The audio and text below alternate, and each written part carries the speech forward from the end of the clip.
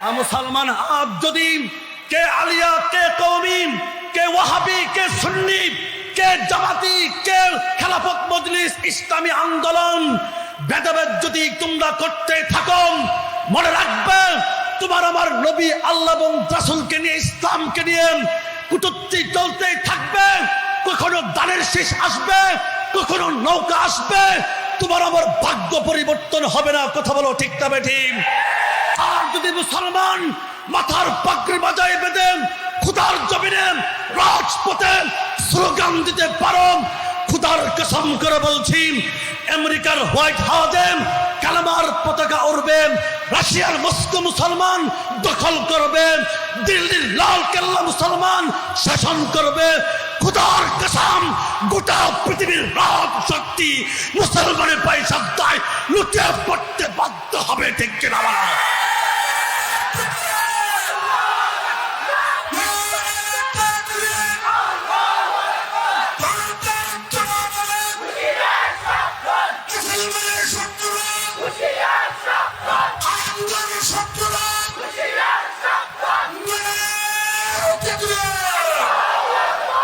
বাতিল যখন জাতির আব্বার রূপ ধারণ করেছিল, জাতির আপার রূপ ধারণ করেছিল, স্বৈরাচার ভাস্কর্য মূর্তি মাফিয়া খুনি হাসিনা রূপ ধারণ করেছিল, হক এসেছিল নিষ্ঠাবান হাফেজ, বিজ্ঞ আলেম, অভিজ্ঞ ফকিহ, প্রজ্ঞ মুহাদ্দিস, বারবার কারা নির্যাতিত মাসলুমে বাকায়েদ শাইখুল হাদিস ইবনে শাইখুল হাদিস আল্লামা মামুনুল হকের রূপ ধারণ করে। ঠিক কিনা?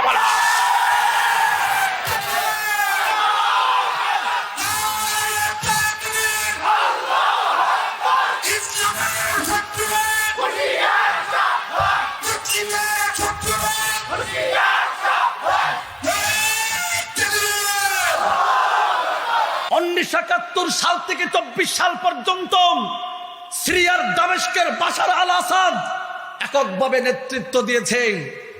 বাংলাদেশ থেকে শিক্ষা নিয়ে সিরিয়া এবং দামেস্কের আবু মোহাম্মদ আল জুলালির নেতৃত্বে বাশার আল আসাদ স্বৈরাচার শেখ হাসিনার মতো লেজ গুটিয়ে বিমানবন্দর দিয়ে পালিয়েছে। কথা বলেন ঠিক না বেঠিক?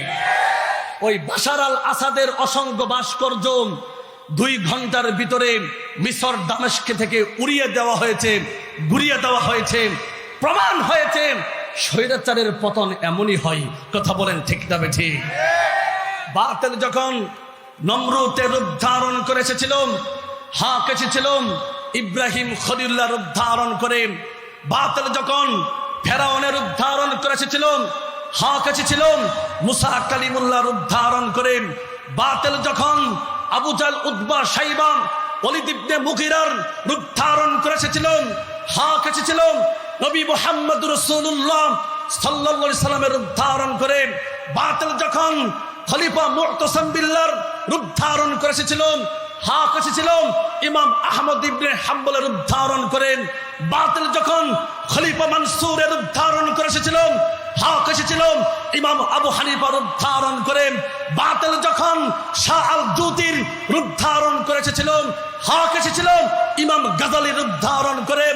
বাতিল যখন তাতারিদের রূপ ধারণ করে এসেছিল, হক এসেছিল ইমাম ইবনে তাইমিয়ার রূপ ধারণ করেন।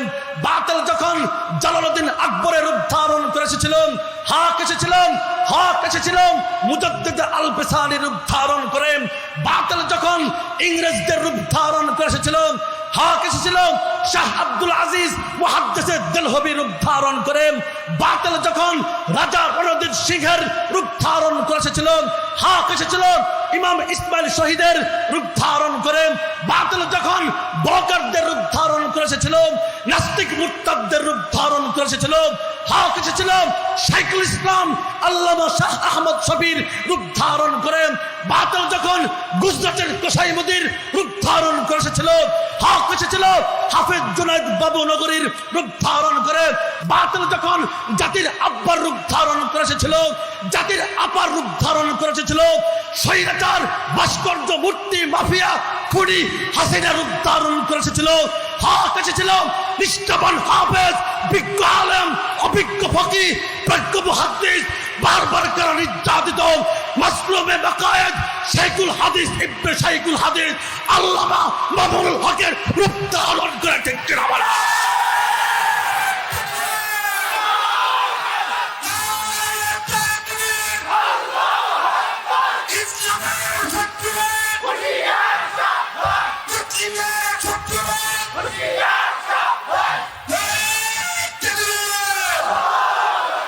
মুহতারাম হাজিরিন, যুবক ভাইদেরকে বলি আর তরুণ আলেম সমাজকে বলতে চাই, মুসলমানদের অবস্থা অত্যন্ত নাজুক। কেবল মুসলমানরাই হচ্ছে কাফের মুশরিকদের আক্রমণের একমাত্র লক্ষ্য বস্তু। তা আজ কাউকে ব্যাখ্যা করে বোঝানোর অবকাশ রাখে না। কথা বলেন ঠিক না বেঠিক? চতুর্দিকে নির্যাতিত নিষ্পেষিত মুসলমানদের আত্মচিৎকার, বিশ্ব মুসলমানদের নাম নেশানাকে চিরতরে মুছে যাওয়ার জন্য নিক্ষেপ করা হচ্ছে হাজার হাজার টন বোমা। বিস্ফোরিত বারুদের গন্ধে পৃথিবী আজ এক মৃত্যুপুরীতে পরিণত হয়েছে। কথা বলো ঠিক না বেঠিক? মুসলমান আজ যদি কে আলিয়া, কে কওমি, কে ওয়াহাবি, কে সুন্নি, কে জামাতি, কে খেলাফত মজলিস, ইসলামী আন্দোলন ভেদাভেদ যদি তোমরা করতে থাকো, মনে রাখবে তোমার আমার নবী আল্লাহ এবং রাসূলকে নিয়ে, ইসলামকে নিয়ে কুটুক্তি চলতেই থাকবে। কখনো দানের শেষ আসবে, কখনো নৌকা আসবে, তোমার আমার ভাগ্য পরিবর্তন হবে না। কথা বলো ঠিক না বেঠিক? আর যদি মুসলমান মাথার পাগড়ি বাজায় বেঁধে খুদার জমিনে রাজপথে স্লোগান দিতে পারো, খুদার কসম করে বলছি আমেরিকার হোয়াইট হাউসে কালেমার পতাকা উড়বে, রাশিয়ার মস্কো মুসলমান দখল করবে, দিল্লির লাল কেল্লা মুসলমান শাসন করবে। খুদার কসম গোটা পৃথিবীর রাজ শক্তি মুসলমানের পয়সায় লুটে পড়তে বাধ্য হবে। ঠিক কিনা বলা?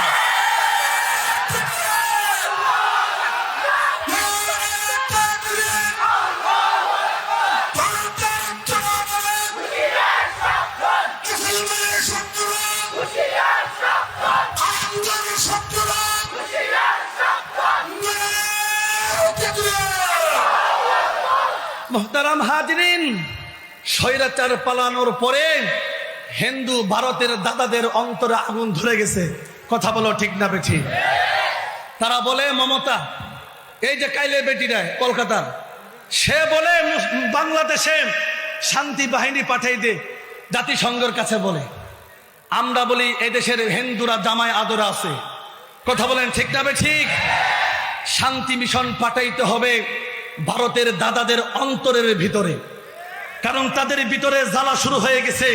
কথা বলেন ঠিক না বেঠিক? মমতাকে বলতে চায় সারা বিশ্বের ভিতরে বাংলাদেশের সোনালী হরিণ সেনাবাহিনী শান্তি রক্ষায় 1 নাম্বার বাহিনী। কথা বলেন ঠিক না বেঠিক? যদি আবদার করো তোমাদের মনের জ্বালা মিটানোর জন্য আমাদের শান্তি বাহিনীকে প্রেরণ করব। কথা বলো ঠিক না বেঠিক? যুবক, তোমার আমার দেশকে নিয়ে ষড়যন্ত্র চলছে। তোমার আমার দেশের সোনালী কিছু ছেলেরা আছে যারা অনূর্ধ্ব বিশ্বকাপ টি20 খেলতে গেছে, এশিয়া কাপ। সেখানে যখন একটা বল বাকি আছে আর একটা উইকেট বাকি আছে, তখন খ্রিস্টান রাষ্ট্রের ভিতরে গ্যালারিতে নারায়ে তাকবীর আল্লাহু আকবরের ধ্বনি প্রতিধ্বনিত হয়েছে। কথা বলো ঠিক না বেঠিক? মুহতারাম হাজিরিন, ম্যাচ জিতার পরে সমস্ত খেলোয়াড় সাজদায় লুটে পড়েছেন। বাংলাদেশের শাহবাগীদের অন্তরে জ্বালা শুরু হয়ে গেছে, আর ভারতের দাদাদের অন্তরে জ্বালা শুরু হয়েছে। কথা বলেন ঠিক না বেঠিক? উবাইদুল কাদেরের ভাষায় বলতে চায় জ্বালা, হাইরে জ্বালা। কথা কোন ঠিক না বেঠিক?